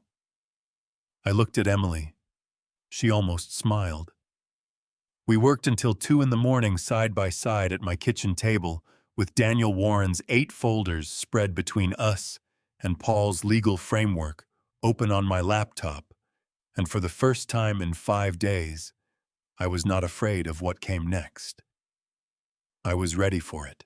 Emily spent Friday preparing in a way I had never seen her prepare for anything before. She did not pace. She did not rehearse lines out loud, or talk through scenarios, or ask me repeatedly whether she was doing the right thing. She woke up at 7, made coffee, sat at the kitchen table with Paul's legal framework, and read it 3 times straight through, and then she folded it in half, set it aside, and did not look at it again. She spent an hour on the phone with Paul, going over the specific parameters of Texas one-party consent law, what the device needed to capture, what Ryan needed to say, what Emily needed to avoid saying that might complicate admissibility. She asked precise, specific questions and wrote down the answers in a small notebook. With a pen she kept clicking open and closed without seeming to notice she was doing it. At noon, she made herself eat something, which she managed without enthusiasm, but with the dogged determination of someone who understands that the body needs fuel regardless of what the stomach thinks about it. At 2 p.m., she went to the room I had set up for her and closed the door, and I did not hear anything for 90 minutes. I assumed she was sleeping and did not disturb her. When she came out, her eyes were clear and her shoulders were set, and she was wearing the gray cashmere sweater she had been wearing the night of the engagement party, a detail I noticed and did not comment on. "I'm ready," she said. Paul arrived at 3:30 with the recording device, a small flat unit barely the width of a finger that clipped to the interior of a piece of jewelry and transmitted in real time to a receiver that would be in my coat pocket during the meeting. He had worked with Walsh's team to ensure the equipment met federal evidentiary standards, even though Texas consent law did not require it. "If he says anything useful, we want it to hold up in every court from here to Washington," Paul said, clipping the unit carefully to the inside of Emily's small silver necklace, the one she had been wearing so consistently for the past 3 days that I had stopped noticing it. "Emily, you know what we need. We need him to confirm in his own words that he was aware of the plan to transfer foundation assets. We need him to connect himself to Carter Meridian Group. Anything about the Cayman accounts would be exceptional. Anything about Margaret would be gold." He looked at her steadily. "But don't fish, don't push. Let him give it to you. People like Ryan Carter love to confirm how clever they've been to someone they believe they've already beaten." "I know," Emily said. "I spent 8 months listening to him explain how clever he was." Paul almost smiled. "Then you know exactly what to do." At 6:45 p.m., Emily picked up her phone. Her hands were completely steady, steadier than mine would have been, and she typed the message without hesitating and hit send before I could think of anything else to say that might be useful. "I talked to Dad today. He's ready to move forward. I think he finally understands that this is what I want. Can we meet tonight?" She set the phone face up on the table between us, and we both looked at it. 38 seconds later, it lit up. "I knew you'd come around, Em. I always knew." "Coffee. There's a place on Henderson I've been wanting to try, say 8. Emily looked at the message for a moment. Something moved across her face, a flash of something raw and angry that she controlled so completely and so quickly that if I had blinked, I would have missed it entirely. 38 seconds, she said quietly. He didn't even think about it. "He thought he'd already won," I said. "He's been waiting for this message for 5 days.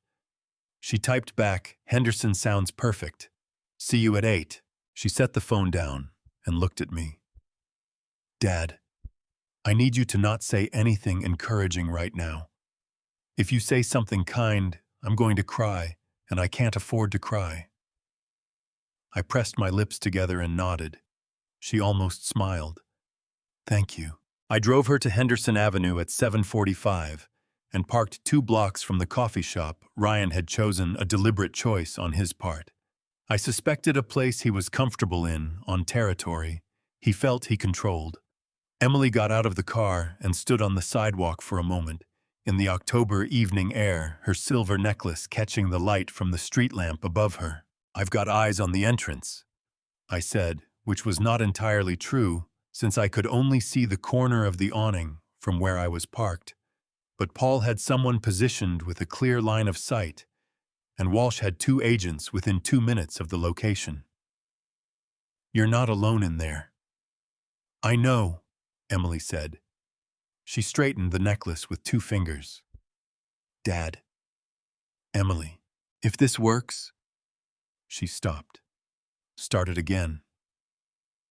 When this works, I want to take you to dinner somewhere nice, not to talk about any of this. Just dinner. Henderson Avenue has some good options, I said. This time she did smile, brief and real, and a little broken around the edges, the smile of a woman who is about to walk into the hardest performance of her life and has just remembered why it matters. She turned and walked toward the coffee shop without looking back. I sat in the parked car with my hands on the wheel and the receiver in my coat pocket and watched the corner of the awning and listened. The sound of the coffee shop reached me through the device in fragments. Ambient noise, the hiss of an espresso machine conversation at other tables. Then Ryan's voice, warm and immediate. "Em, you look beautiful. Sit down, I ordered you the oat milk latte," I remembered. I heard Emily say, "Thank you, Ryan," in a voice that was so perfectly calibrated, warm, but slightly tentative, the voice of someone cautiously hoping, that my chest tightened with something between admiration and heartbreak. She was extraordinary. For 42 minutes, I sat in the car on Henderson Avenue and listened to my daughter give the performance of her life. She asked about the wedding timeline in a tone of genuine excitement that made Ryan's voice expand with satisfaction. She mentioned my change of heart with just enough uncertainty, just enough suggestion that I was still slightly reluctant, but had been persuaded that Ryan spent 10 minutes explaining in confident, specific detail exactly how the foundation transfer would work, and why it was structured the way it was, and what Carter Meridian Group's role in managing the assets would be going forward. He talked about the Cayman accounts without being asked. He used the words, "our operation," twice. He said, "Margaret has been doing this for 20 years. She knows every angle. Your father never had a chance." He said it with the comfortable pride of a man who believes he is speaking to someone permanently on his side. I sat very still in the car and breathed carefully and did not make a sound. At 8:47 p.m., Emily said, "I should get back. Dad's expecting me for dinner." "Of course," Ryan said. "Tell him we'll make this easy for everyone. It's the right thing, Em. It really is." "I know," Emily said. "I'll talk to him tonight." The sound of chairs, footsteps, the coffee shop door. Then quiet. 3 minutes later, Emily got into the passenger seat of my car. She was carrying the oat milk latte Ryan had ordered for her, and her face was absolutely still, the stillness of someone who has been performing for 42 minutes and has just stepped off a stage into the dark and needs a moment before the muscles can relax. She set the latte in the cup holder. She looked straight ahead through the windshield. Then she said, "He said Margaret has been doing this for 20 years. He used the words, 'our operation.' He described the entire foundation transfer structure without being prompted." Her voice was very controlled, very precise. "He talked about the Cayman accounts by name." "I heard," I said. "Good." She turned and looked at me, and her eyes were bright and hard and completely, utterly certain. "Because I want to make absolutely sure that every single word is on that recording." She reached up and touched the silver necklace once, just the tips of her fingers, a gesture that was not quite checking and not quite protecting, somewhere between the two. "Take me home, Dad," she said. "We have work to do." I put the car in drive. I was up before the sun on Saturday. Not because I had set an alarm, I hadn't, but because my body had apparently decided that sleep was no longer something it was willing to negotiate. And by 4:30 a.m. I was lying on my back in the dark, with my eyes open and my mind already running through the day ahead, with the quiet, systematic thoroughness of a machine that doesn't know how to idle. I got up at 5, made coffee, sat at my desk and read through everything one more time. Martin's complete ownership report. on Carter Meridian Group, Linda's victim analysis, Daniel Warren's 8 folders, Paul's legal framework, Walsh's asset, Free's confirmation. I had read all of it multiple times in the past week, but I read it again because 30 years of preparing for courtrooms had taught me that the thing you think you already know is always the thing that surprises you if you stop paying attention to it. By 7, I had read everything twice and found nothing new, and was standing at the kitchen window watching the October morning come up gray and cold over the neighbor's oak tree. Emily appeared in the doorway at 7:15 in the clothes she had laid out the night before. Dark slacks, a charcoal blazer, the silver necklace. She had the particular composure of someone who had slept better than expected and was slightly surprised by it. "Coffee," I said. "Please." I poured her a cup, and she stood at the counter and drank it. And neither of us said anything about what the day was going to be, which was the right choice, and we both knew it. At 8:15, I went to my bedroom to change. I stood in front of the mirror and put on the suit I had worn to federal court for the last decade of my career. Dark charcoal, not quite black, the one Sarah had helped me pick out the week I was promoted to lead investigator for the Northern District.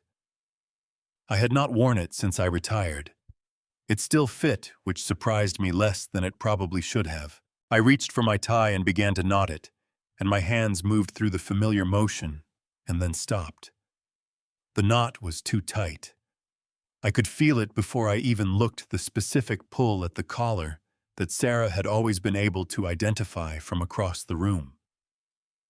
"You're doing it again," she would say, not looking up from whatever she was reading. "The knot. You always pull it too tight when you're nervous."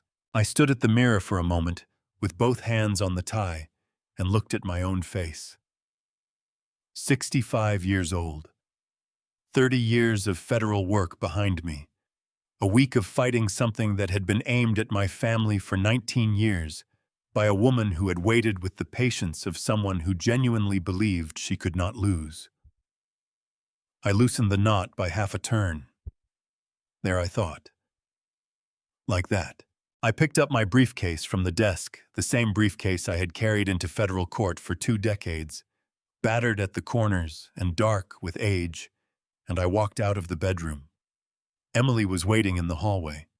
She looked at the briefcase and then at my face, and something moved in her expression that she did not attempt to hide. "Mom picked that suit," she said. "She did," I said. Emily pressed her lips together hard for exactly 1 second. Then she straightened, and the composure came back, and she said, "Let's go." Paul Mercer was waiting in the lobby of the building on McKinney Avenue. Not the same building as his own office, but the one Carter Meridian Group had reserved for the meeting, a glass tower near the Arts District that managed to look important from every angle. He was already there when we arrived at 8:55, standing near the entrance with his briefcase and the same composed, unreadable expression I had come to rely on in the past week, the way you rely on a load-bearing wall. "Martin's in position," Paul said quietly as we came through the revolving door. "Northwest corner of the hallway on 38. He has eyes on both elevator banks and the stairwell exit." "Walsh," I said. "2 agents in the building. One in the lobby coffee kiosk, one on 37. Walsh herself is in a vehicle on the street." He looked at me steadily. "Everything is in place, Victor. It's time." Emily was standing slightly apart from us, looking at the building directory near the elevators. She had her hand around the silver necklace, not fidgeting, just holding it, a gesture so small I almost missed it. "Emily," I said. She turned. Her face was composed and her shoulders were level, and her eyes were very clear. "The device is running," I said. "Since we left the house," she said. I nodded. We stepped into the elevator. The ride to the 38th floor took 41 seconds. I know because I counted them not consciously, but the way you count things when your mind needs something concrete to hold on to while everything else is in motion. The elevator was mirrored on three sides, and I watched myself and Paul and Emily reflected back from three angles in the polished steel. And I thought about what this building would have looked like to me a week ago before Sunday lunch, before the engagement party, before the text message that had changed everything. It would have looked like any other building. The elevator opened onto a hallway with gray carpet and recessed lighting and the particular hushed quality of expensive office space, and at the far end ahead and to the left, a frosted glass door with gold lettering that read, Carter Meridian Group Suite 3812. I could see Martin from the elevator, not obviously because Martin had spent 22 years learning how not to be obvious. But I knew where to look, and the slight adjustment of posture near the water fountain halfway down the corridor was enough. He did not look at me. He did not need to. I stopped outside Suite 3812 and looked at the gold lettering on the frosted glass. Carter Meridian Group, the name that had been at the center of everything for a week. The name on 41 fraudulent transactions. The name on the family legacy partnership agreement. The name Elaine Morris had built over 19 years under someone else's identity, while the case file from 2004 sat in a federal archive, and the witnesses who had been willing to testify against her had gone quiet and stayed that way. Victor. Paul's voice was low and even. Ready. I looked at the frosted glass for one more second. Then I put my hand on the door and pushed it open. The suite was exactly what Walsh had described in her intelligence briefing, not a functioning office, but the performance of one. Rented by the day. The carpet was new enough that you could still smell it. The reception desk had a woman behind it, in a tailored jacket, who smiled with professional warmth and said, "Good morning, Mr. Hayes. They're expecting you," in the tone of someone who had been briefed on exactly one thing to say and was determined to say it correctly. The conference room door was open. Ryan Carter was standing when we entered, dark suit, the same easy, unforced confidence that had been in every interaction I had witnessed, as though the past week had happened to someone else, and he was exactly where he had expected to be. Margaret was seated at the far end of the table, one hand resting on a leather portfolio, her white pearl necklace catching the morning light from the floor-to-ceiling windows behind her. Emily entered behind me and Paul. And when Ryan saw her, his face opened into the warm, relieved smile of a man who had been told something was repaired and was now seeing the proof of it. "Mr. Hayes," he said, extending his hand across the table. "I'm glad you came to your senses." His hand was dry and his grip was firm, and his eyes were completely, serenely confident. I shook it. Then I set my briefcase on the table, clicked the latches open, and said, "Let's talk about the contract. Before I walk you into that conference room on the 38th floor, type 38 in the comments, and let me know you made it this far. Because what Victor brings through that door is something Ryan and Margaret never once prepared for. This story contains fictional elements included for dramatic and educational purposes. If this isn't the kind of content you're looking for, it's perfectly fine to step away right here." Ryan slid the contract across the table with the smooth confidence of a man who had done this before and expected it to end the same way it always had. I did not reach for it immediately. I sat down, opened my briefcase, and removed a single folder, not the whole stack, just one, and placed it on the table beside the contract without opening it. Ryan's eyes moved to the folder and back to my face. The smile stayed, but something behind it recalibrated by a degree. "Before we discuss signatures," I said, "I'd like to ask you about the account structure." "Of course." Ryan leaned back, relaxed. "The managing entity handles all asset transfers through a tiered—" "Not that account," I said. "The one in the Cayman Islands." The sentence landed in the room the way a glass lands when it falls from a counter, A sharp, clean sound followed by a silence that is somehow louder than the sound that preceded it. Ryan's smile did not disappear. It held for exactly 2 seconds after it should have, which was 2 seconds too long. "I'm not sure what you're referring to," he said. "I think you are." I opened the folder and turned it to face him. It was a single page, the account routing map Linda had built, showing the path from Carter Meridian Group's domestic accounts through 3 intermediate structures to a subsidiary account registered in the Cayman Islands. The account that as of 11:41 the previous evening contained $487,000 that was no longer accessible to anyone in this room. Carter Meridian Group's offshore subsidiary. The account the pre-programmed transfer from Hayes Foundation was scheduled to fund the moment I signed your contract. The one that was frozen by federal asset preservation order last night. The color left Ryan's face in a way that was not gradual. It went all at once like a light switching off. Margaret did not move. She sat at the end of the table, with her hand resting on the leather portfolio, and her face completely composed, and the only indication that anything I had said had registered was the faintest tightening around her eyes, a movement so small that I would have missed it if I hadn't spent 30 years learning to watch for exactly that. "Paul," I said. Paul set his briefcase on the table and opened it and began to remove documents. Not one folder, not 2. He stacked them on the table between us with the methodical, unhurried pace of a man who has been waiting a long time for this particular moment. 41 transactions, Paul said, his voice even. From May through October, $312,000 withdrawn from Hayes Family Charitable Foundation and routed through Carter Meridian Group's shell account structure. He placed another document on the stack.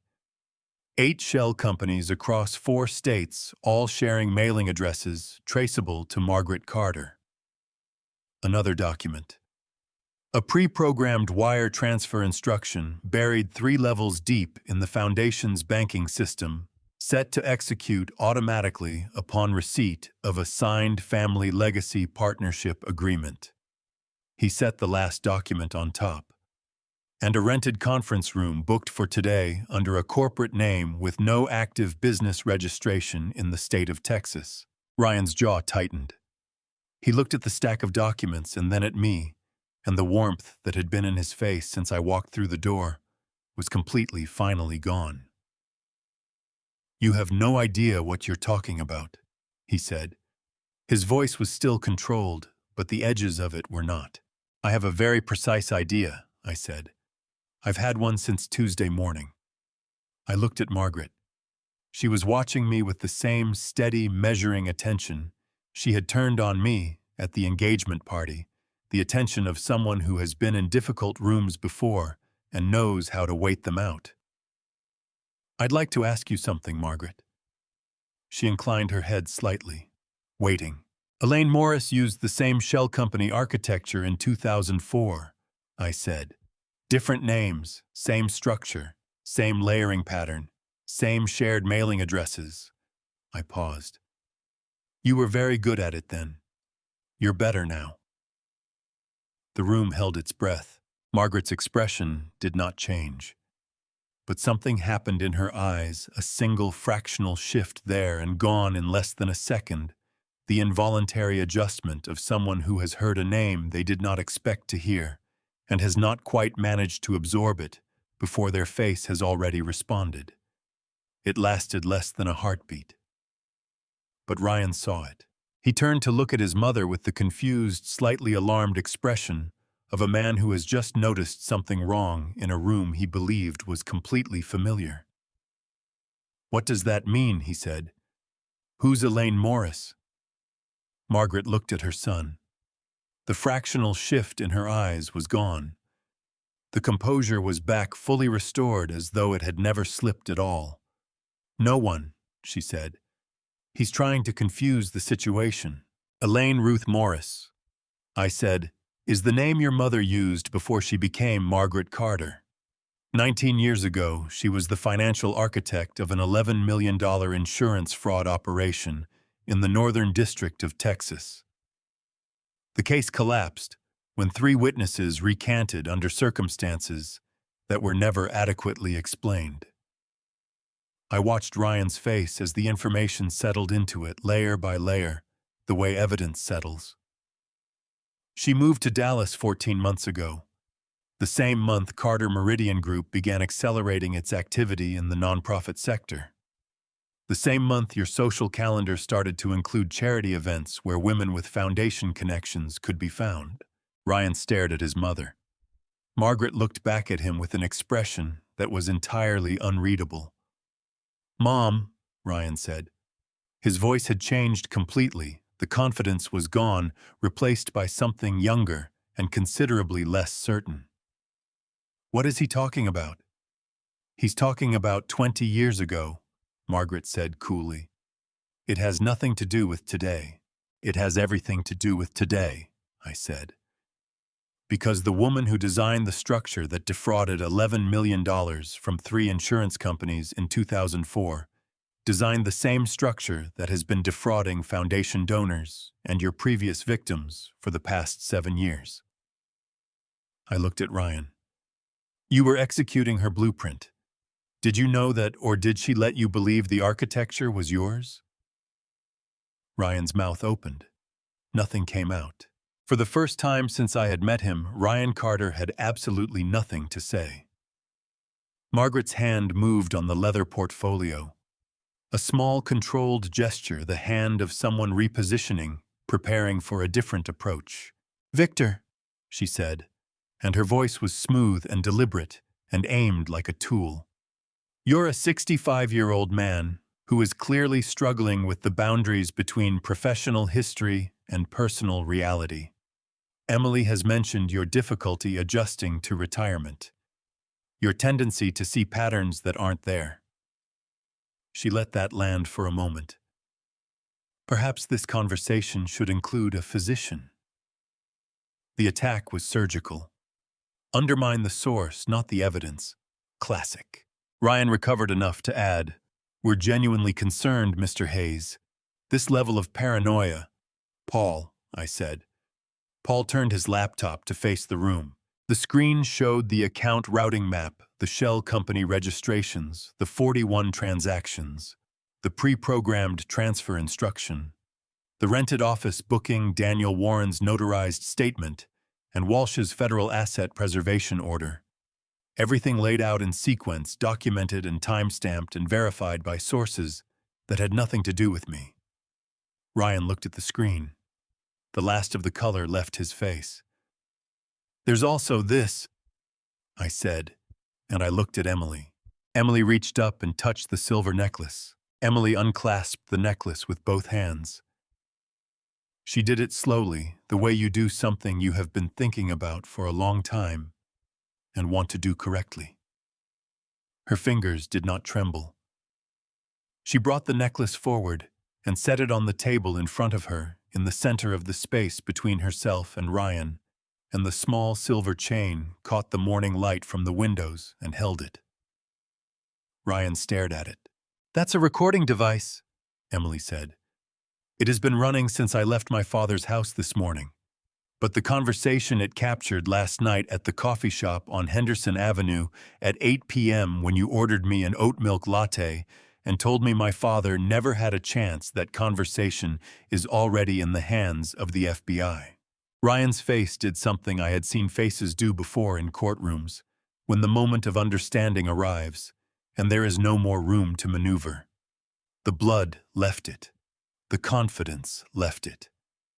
What remained was something much younger and much less composed than anything Ryan Carter had shown me since the engagement party.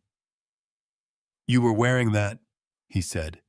It came out barely above a whisper. "Last night. You were wearing that the whole time." "Yes," Emily said. "I was." She did not raise her voice. She did not lean forward or gesture or perform. She sat very still, with her hands flat on the table on either side of the necklace, and looked at the man who had spent 8 months systematically dismantling her life, and her eyes were the clearest I had seen them since Sunday. You told me, she said, that Carter Meridian Group would manage the foundation assets going forward. You used the words, our operation, twice. You described the Cayman accounts by name, and you said, she paused, not for effect, but because the next sentence required something from her that the others hadn't. You said Margaret has been doing this for 20 years, and that my father never had a chance. Ryan pushed his chair back from the table. Not standing, just creating distance, the involuntary movement of a body that wants to be somewhere else. That conversation was private, he said. His voice was climbing, losing the careful modulation that had been one of his most consistent tools. You had no right to. She had every right. Paul said, his voice flat and entirely without heat. Texas is a one-party consent state. Emily was a participant in that conversation.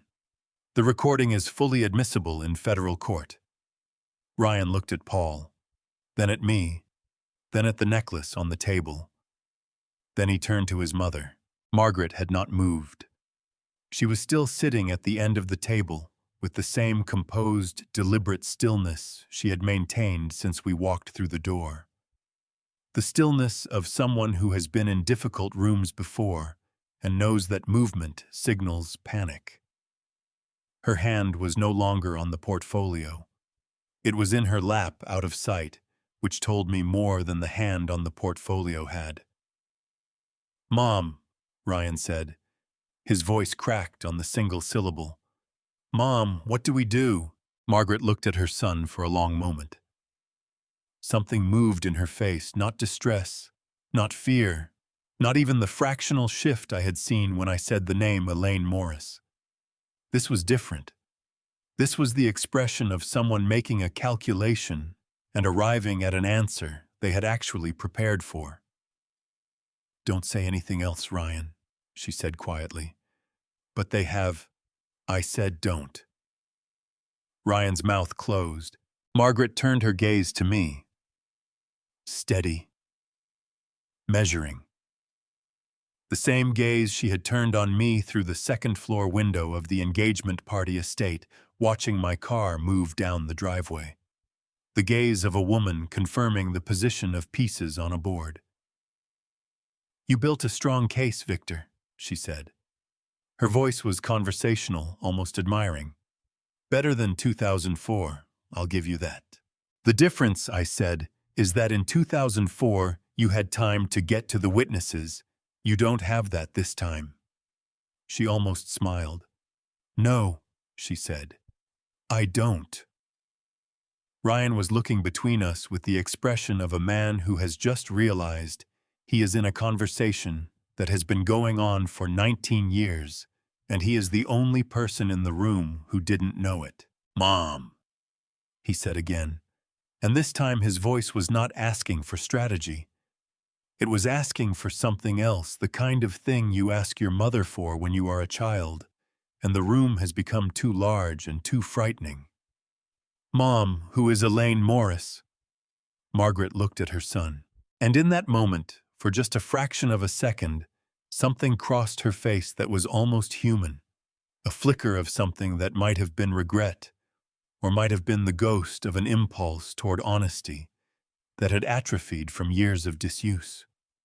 It was there and it was gone so quickly that I was not certain I had seen it at all. She's no one, Margaret said. Not anymore. Ryan stared at her. His hands were shaking now, both of them visibly resting on the table like things that belonged to someone else. Did you use me? He said. His voice was very quiet. To get to him. Did you use me this whole time? Margaret did not answer, which was in its way the most complete answer she could have given. Ryan's face crumpled. Not gradually all at once, the way a structure fails when the load-bearing element is removed. His hands came up and pressed against his face, and he made a sound that I had not expected from him, and that despite everything landed somewhere complicated in my chest. Then Margaret said quietly and with great precision, Ryan, you are going to stop talking right now. You are going to calm yourself. and you are going to let me handle this." Her voice was low, controlled, aimed. And the device on the table between us, which had been running since Emily left my house that morning, captured every word with perfect, unambiguous clarity. Ryan lowered his hands from his face. His eyes were red and wet and furious. Not at me, not at Paul, not even at Emily. At his mother.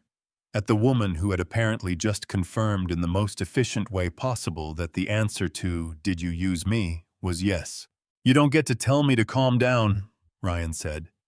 His voice shook with something that was past fear and past humiliation and had arrived somewhere much rawer. "You don't get to—" "Ryan." Margaret's voice was sharp. "No." He turned to me. His face was a wreck, the composed, charming surface entirely gone. Everything underneath it, exposed and unmanaged and real, in a way that nothing about him had been real since I met him. "She came to me 4 years ago," he said, and the words were coming out fast, uncontrolled. The words of a man who has just had something taken from him and has not yet decided whether to grieve it or burn it down. "She told me she knew how to make serious money. She said she had a system contacts a network. She never told me, Ryan." Margaret's voice was different now. Not sharp. Something colder than sharp. "Stop talking." He stopped. Not because he wanted to. Because something in her voice reached a place in him that was older than the past week, older than the past 4 years, older than anything I was present, for the deep conditioned place where a child's trust in a parent lives, even after everything else has been burned away. His mouth closed. His shoulders dropped. And Margaret Carter. Elaine Ruth Morris straightened in her chair, set both hands flat on the table in a gesture that was almost a mirror of the one Emily had used when she set the necklace down and looked at Paul Mercer. "I'd like to speak with the prosecutor," she said, "separately from my son." The door opened. Karen Walsh walked in the way she did everything without announcement, without drama, without any quality of performance whatsoever. She was followed by 2 agents in dark coats who moved to opposite sides of the room with the quiet efficiency of people who had done this many times and found no particular excitement in it. The door stayed open behind them. From the hallway, I could hear Martin's voice, low, steady, saying something I couldn't make out to someone I couldn't see. Ryan stood up so fast his chair hit the credenza behind him with a crack that made everyone in the room flinch except Walsh and Margaret. "Ryan Carter," Walsh said, in the tone of someone reading from an internal document, "you are under arrest for wire fraud, money laundering, and conspiracy to commit financial fraud against a federally registered nonprofit organization. You have the right to remain silent. Anything you say can and will be used against you in a court of law. You have the right to an attorney." "This is a mistake," Ryan said. His voice was high and tight, nothing left in it of the man who had ordered oat milk lattes and talked about Positano and smiled across Sunday lunch like the world owed him everything it contained. "This is a complete mistake. You don't understand what's happening here. My mother—" He looked at Margaret. Margaret was looking at Walsh. "I'd like to discuss cooperation," Margaret said to Walsh, as though Ryan had not spoken at all. "I have information regarding the full scope of the operation, the offshore account structure, and the names of individuals involved in prior transactions going back 7 years. I'm prepared to provide all of it in exchange for a formal sentencing consideration agreement." Ryan stared at his mother with an expression that I did not have a word for. Not betrayal exactly, because betrayal implies surprise and somewhere underneath the shock in the place where things are known before they are admitted. I suspected Ryan had understood something about his mother's for a long time, without ever allowing himself to name it. "Mom," he said. "Mom, what are you doing?" Margaret did not look at him. Walsh looked at Paul. "Mr. Mercer." We'll need to speak with your client about the foundation documentation before we process. Ryan broke for the door. He moved faster than I expected, shoving past one of the agents with his shoulder in a burst of panicked, cornered energy, and for 2 seconds he was in the hallway, and I thought he was going to make it to the elevator bank.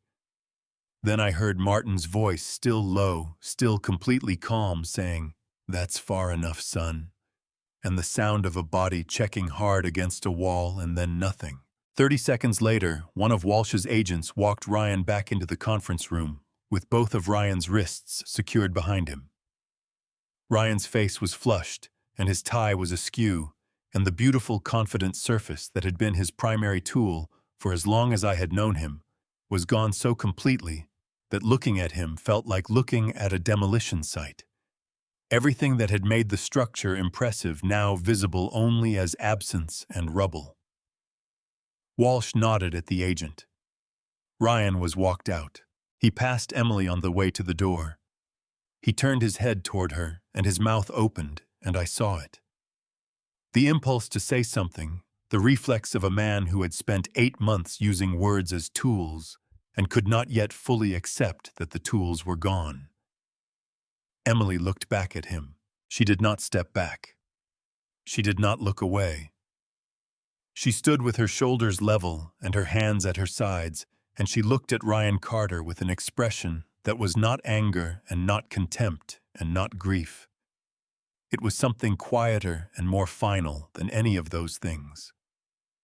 The expression of a woman who has already decided that this person does not get any more of her words or her time or her energy, not today, not ever, and who does not need to say so because her face says it with complete adequacy.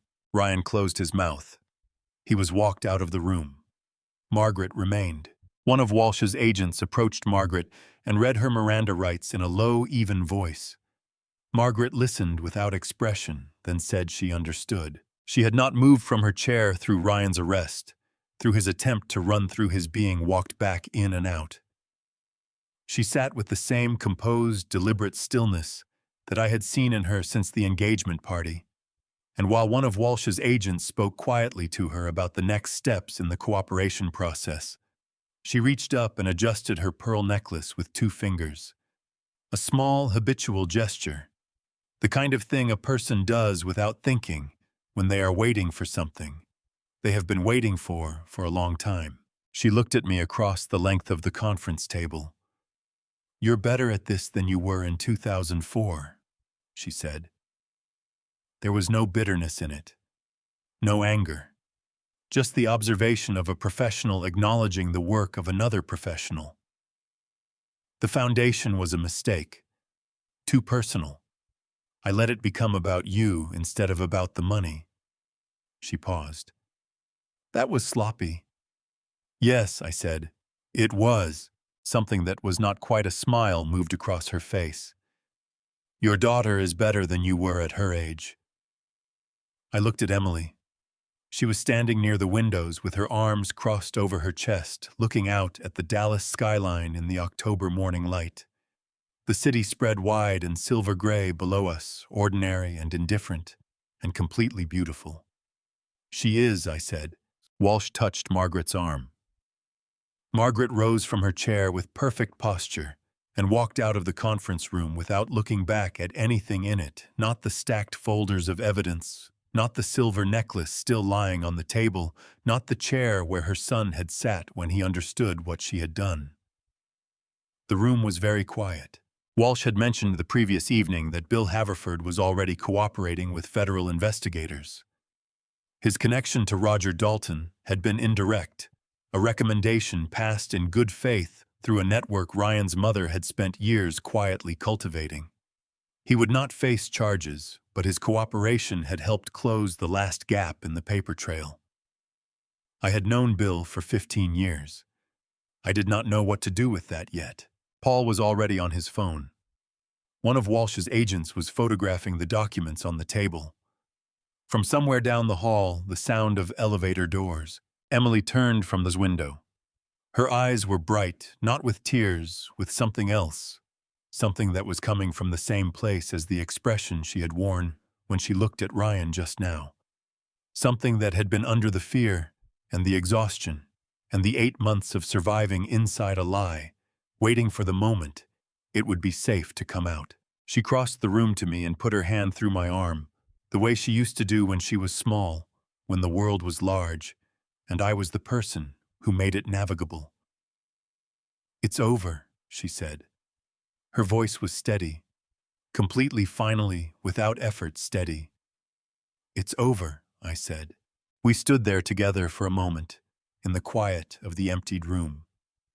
And through the floor-to-ceiling windows, the Dallas morning went on doing what October mornings do, gray and cold, and entirely unconcerned with anything that had just happened on the 38th floor. And I felt something in my chest that I had not felt in a long time. Not triumph, not relief. Something simpler and more durable than either of those things. The particular feeling of a thing finished.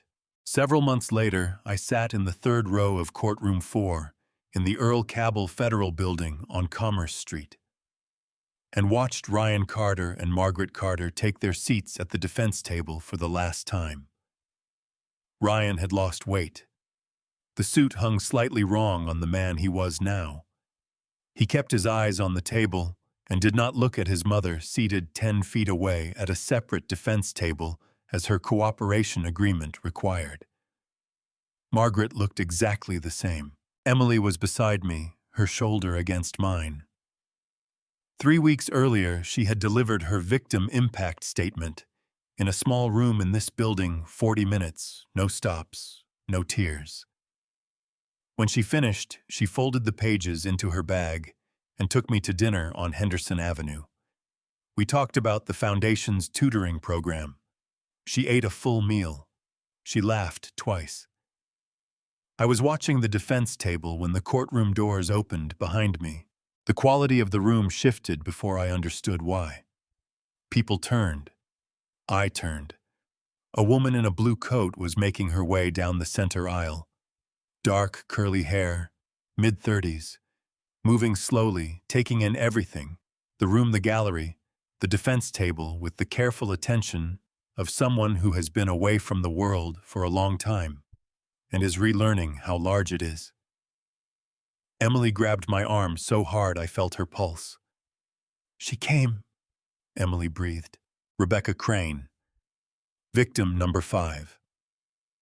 The woman whose missing persons report had been closed for insufficient evidence. The woman whose last photograph showed her holding sunflowers at a Dallas farmer's market 26 months ago. She had been living quietly under a different name, working at a library deliberately unfindable. Walsh's team had located her through a library employment record filed under her new name, a single administrative thread that 14 months of federal subpoena power had finally pulled loose. She had agreed to testify after one phone call from Walsh, asking only whether there were other victims. When told there were 5, she said yes. Her testimony lasted 2 hours and 40 minutes. Precise. Unshakable. Every objection from Ryan's attorney was overruled. When she stepped down, she walked past Ryan without looking at him. She came up the aisle and stopped at our row. She had never met Emily. There was no reason she should have known which face was hers. But she looked at Emily. And Emily stood up and held on, and Rebecca held on back, and I looked away because some things are not mine to witness. The verdicts came on a Thursday. Ryan Carter guilty on all counts. 18 years federal prison. Margaret Carter, Elaine Ruth Morris, 22 years. She straightened slightly when the judge read the number, a movement so small that no one in the gallery noticed. I noticed. After 19 years, I knew exactly what it cost her. 4 months later, Emily called and asked if I wanted dinner. Not a restaurant, her apartment. The foundation had just enrolled 43 children in its new tutoring program, and she wanted to celebrate with me. We sat on her balcony afterward, with coffee looking out at the Dallas lights. "Mom's list," she said. "How many are left?" 17, I said. Give or take. She nodded and wrapped both hands around her cup. Then we have work to do, she said. I looked at my daughter. Yes, I said, we do. People ask me what I learned from all of this. I learned that love, real love, never asks you to prove it with a bank transfer. It never isolates you from the people who knew you before. It never makes you feel that losing yourself is the price of being chosen. God puts certain people in our lives not to complete us, but to remind us of who we already are. I spent 30 years learning to see through other people's lies. But I nearly missed the most important con of all, the one happening inside my own family, to my own daughter. Don't be like me. Don't wait until someone you love is standing barefoot in the rain before you ask the questions that matter. Family stories, revenge stories, like ours, don't begin with villains. They begin with silence. My personal belief is simple. The people who truly love you will never need you to choose between them and your own dignity. If this story moved you, if you've ever witnessed family drama, revenge play out in your own life, or if you know someone who needed to hear this, drop a comment below and tell me where you're watching from.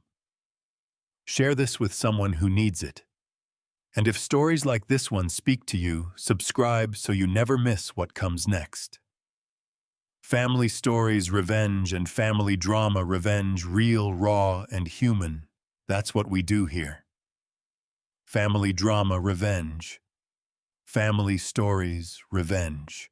Thank you for staying until the very end. It means more than you know.